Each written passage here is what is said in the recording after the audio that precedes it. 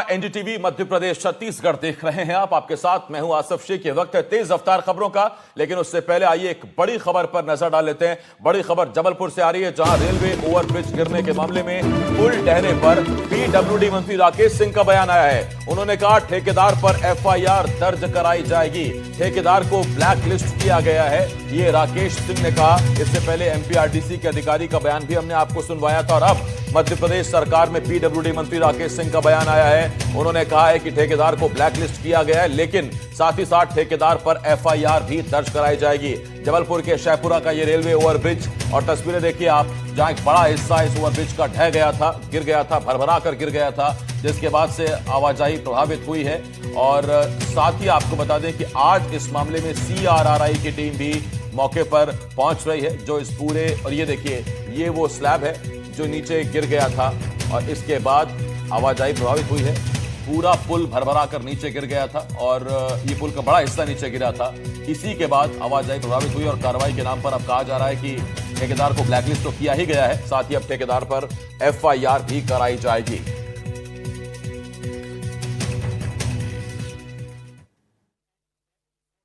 जबलपुर में एक ब्रिज जो आरओबी है, वो उसका एक हिस्सा कल ढह गया।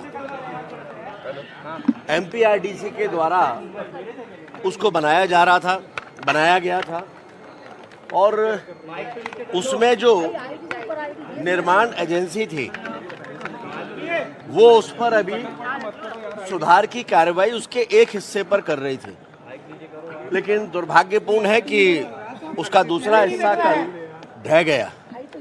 इसको अत्यंत गंभीरता से लिया गया है और तत्काल प्रभाव से उस ठेकेदार को ब्लैकलिस्टेड किया है, और उसके साथ साथ जिसकी निगरानी में, जिस इंजीनियर की, वो डीएम के लेवल का होगा या किसी और स्तर का होगा, जो भी होगा उसके खिलाफ भी कार्रवाई की जाएगी। आकाश मेरे सहयोगी इस वक्त इस बड़ी खबर पर हमारे साथ जुड़ गए हैं। आकाश, ये शगल हो गया है, पहले कोई पुल, कोई आरओबी या तो गलत बनता है या गिर जाता है और उसके बाद फिर जिम्मेदारी तय की जाती है। इस बार कहा जा रहा है कि ब्लैकलिस्ट तो पहले से ही था, एफआईआर कराई जाएगी। बिल्कुल, और पीडब्ल्यूडी मंत्री की ओर से यह सफाई भी दी गई है कि करीब 3 साल पहले इस पुल का निर्माण हुआ था और एक हिस्से पर मरम्मत का काम जो संबंधित एजेंसी है वो कर रही थी, लेकिन इसी दौरान वो हिस्सा ढह गया। हालांकि ये घटना नहीं होनी चाहिए थी, इसी दुर्भाग्यपूर्ण बताते हुए कहा है कि जो ठेकेदार है उसे ब्लैकलिस्ट कर दिया गया है। एफआईआर भी ठेकेदार के ऊपर कराई जाएगी। इसके साथ साथ ही जिस अधिकारी के सुपरविजन में ये पूरा पुल बनाया जा रहा था, जिस पुल के हिस्से को तैयार किया जा रहा था, उसके ऊपर भी कड़ी से कड़ी कार्रवाई की जाएगी। दरअसल MPRDC Madhya Pradesh road development corporation इस रेलवे ओवरब्रिज पर मरम्मत का काम कर रहा था और एमपीआरडीसी ने ही करीब 3 साल या उससे कुछ पहले इस ब्रिज का, जो आरओबी है, रेलवे ओवर ब्रिज है, उसका निर्माण किया था। और इसी ब्रिज के एक हिस्से पर कुछ शिकायतें थी, जिसको लेकर मरम्मत का काम किया जा रहा था, लेकिन उसके ठीक पहले ही ये हिस्सा ढह गया, जिसको लेकर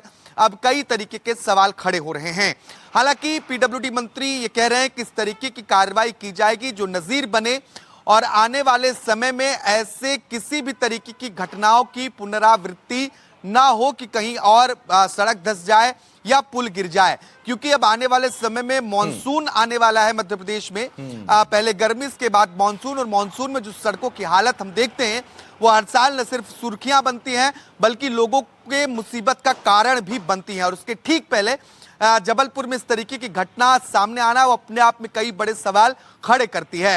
हालांकि क्या एफआईआर और ब्लैकलिस्ट कर देने से ये समस्याएं दूर हो जाएंगे, ये भी एक सवाल है, क्योंकि जिन अधिकारियों की निगरानी में एजेंसियां काम करती हैं, निर्माण एजेंसियां काम करती हैं, ठेकेदार काम करते हैं, उनकी जिम्मेदारी भी तय होना बहुत जरूरी है। और इसी बात पर पीडब्ल्यूडी राकेश मंत्री भी फोकस कर रहे हैं कि ऐसे अधिकारियों पर भी कार्रवाई की जाएगी। अब देखना होगा कि क्या कुछ कार्रवाई होती है और क्या एक्शन लिया जाता है। ये बहुत बड़ा पॉइंट उठाया आकाश आपने कि अभी तो मॉनसून आया भी नहीं है।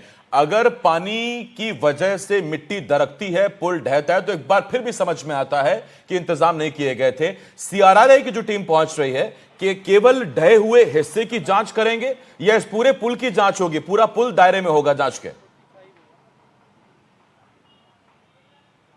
देखिए, जांच के लिए कोई समिति नहीं बनाई गई आसिफ, यही बहुत बड़ा सवाल है, क्योंकि हमने पीडब्ल्यूडी मंत्री से सवाल पूछा कि क्या जांच समिति का गठन इस मामले को लेकर किया गया। उन्होंने कहा कि फिलहाल जांच समिति की आवश्यकता महसूस नहीं हो रही है।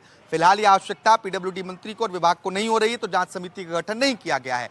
अब अगर जांच समिति नहीं है तो वो जांच करेगी नहीं। अब पुल के उस हिस्से को मुझे लग रहा है कि मरम्मत करने की कोशिश की जाएगी, और अगर आगे जांच समिति की आवश्यकता पड़ती है तो हो सकता है जांच समिति का गठन हो, तब पुल की पूरी गुणवत्ता की रिपोर्ट आ पाएगी। क्या जो हिस्सा नहीं ढहा है वो अभी पूरी तरीके से सुरक्षित है, या फिर एक हिस्सा गिर जाने की वजह से दूसरा हिस्सा भी जर्जर हुआ है। बहुत टेक्निकल पॉइंट्स हैं, और मुझे लगता है कि इस मसले पर अभी तक जांच समिति का गठन कर देना चाहिए था, ताकि पूरे पुल की गुणवत्ता की रिपोर्ट राज्य सरकार के पास पहुंचे, पीडब्ल्यूडी विभाग के पास पहुंचे, और उस आधार पर अगर कहीं कोई कमी है तो पूरे पुल को दुरुस्त किया जाए, न सिर्फ एक हिस्से को।